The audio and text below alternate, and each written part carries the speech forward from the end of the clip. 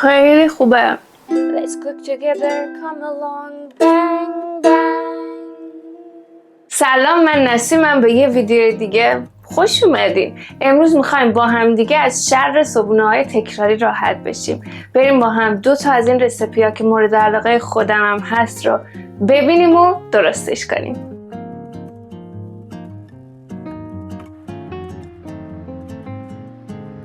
مواد اولیه‌ای که برای بیس این صبحانه احتیاج دارین و اینجا میبینید. توی دیسکریپشن هم براتون مینویسم، ولی شما میتونید خیلی بهش تغییر بدین و هر چیزی که دوست دارید بهش اضافه کنید. من اصولا جوی دو سر رو آسیاب میکنم و از آردش استفاده میکنم، ولی شما میتونید همه مواد رو با هم بریزید توی مخلوط کن و ترکیبش کنید. جوی دو سر، شیر، بیکینگ پودر، وانیل، تخم مرغی که باید یه تیکه ازش جدا بشه، یه پینچ نمک، نصف موز، با هم مخلوطشون میکنیم.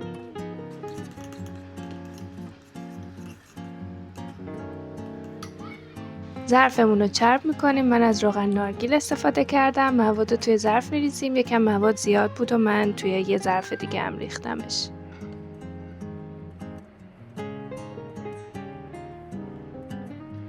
من روش ارده ریختم. ارده و خرما خیلی خوشمزه میشه. شما میتونید از میوه های تازه استفاده کنید.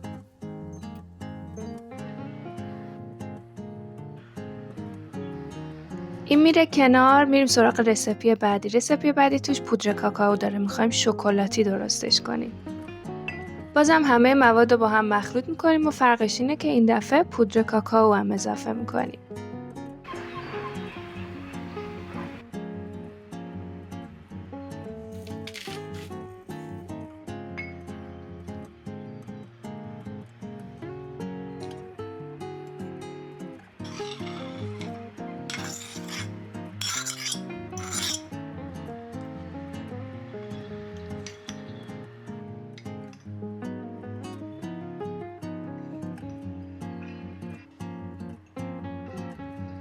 برای اینکه شکلاتی تر بشه و هیچ شکری هم استفاده نکردیم، یکم بهش شکلات چیپسی اضافه کنید.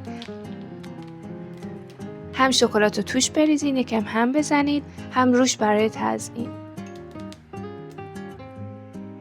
من میخوام ظرفا رو بذارم توی ایرفرایر. برای همین ایرفرایر رو 6 دقیقه روی دمای 150 درجه سانتیگراد گرم میکنم و بعد ظرفا رو توی ایرفرایر میذارم. به مدت 15 دقیقه با همون دما میپزمشون.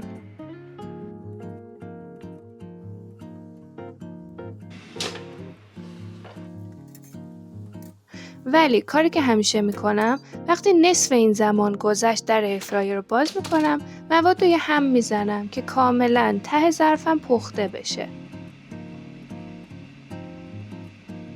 اینم از نتیجه ماجرا. شما میتونید از فرم استفاده کنید، همونجوری که کیک رو توی فر میپزین.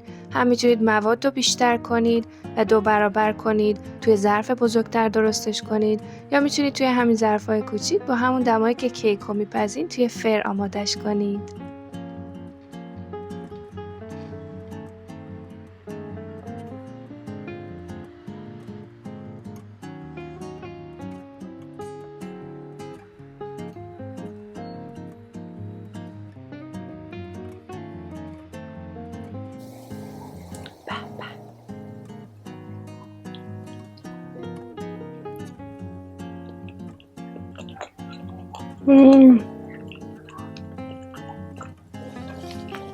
خیلی خوبه.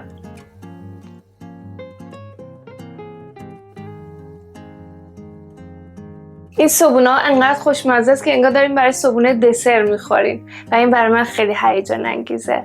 امیدوارم درستش کنین. هم خیلی راحت درست میشه، هم سالمه، هم خیلی خوشمزه. تا یه ویدیو دیگه، خداحافظ.